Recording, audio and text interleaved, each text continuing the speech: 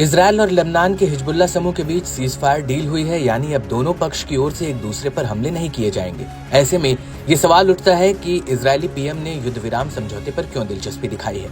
Lebanon में सैन्य operation शुरू करने के दौरान नेतन्याहू ने दक्षिणी लेबनान से हिजबुल्लाह का सफाया करने की कसम खाई थी। दरअसल हिजबुल्लाह लड़ाकों ने दक्षिणी लेबनान से उत्तरी इजरायल में जमकर कोहराम मचाया था। इससे उत्तरी इजरायल का कोना कोना दहल रहा था। यही नहीं, इजरायलियों को हमलों से बचाने के लिए उत्तर की बस्तियां तक खाली करानी पड़ी थी।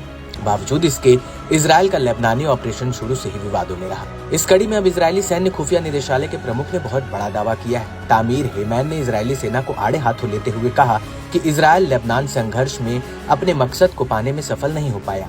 लेबनान के खिलाफ अपने हमले के दौरान इजरायली सेना किसी भी उद्देश्य को हासिल नहीं कर पाई। उत्तरी इजरायल में बसने वालों को तेजी से और सुरक्षित रूप से वापस लाने का टारगेट पूरा नहीं हुआ। हेमैन ने टॉप लीडर्स की गैर मौजूदगी के बाद भी हिजबुल्लाह लड़ाकों की ताकत की सराहना की। हेमैन ने खुलासा किया कि कुछ इजरायलियों ने लेबनान के साथ युद्ध विराम समझौते को इजरायल की नाकामी बताया। सीज फायर को हिजबुल्लाह के सामने इजरायल का आत्मसमर्पण और समर्पण तक करार दिया है। इजरायल के पूर्व अधिकारी ने कहा कि हिजबुल्लाह के लड़ाके युद्ध के मैदान में अपनी ताकत और साहस का प्रदर्शन करने में कामयाब रहे। इजरायली सेना के खिलाफ लड़ाई के दौरान हिजबुल्लाह ने साबित किया कि असल समीकरण सिर्फ युद्ध के मैदान पर ही बनाए जाते हैं। ये उनकी हिजबुल्लाह की सैन्य रणनीति और उसके लड़ाकों की ताकत को दिखाता है। हिजबुल्लाह से मिली कड़ी टक्कर से इजरायली सेना के सामने कई चुनौतियां खड़ी हो गयी। इसमें गोला बारूद के भंडार की कमी, रिजर्व सैनिकों के मुद्दे शामिल है।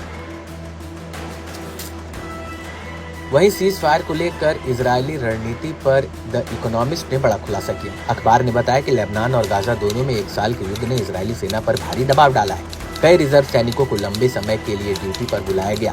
7 अक्टूबर से अब तक जिन रिजर्व सैनिकों को ड्यूटी पर बुलाया गया है, उनमें से 54% ने 100 दिनों से अधिक की सेवा की है।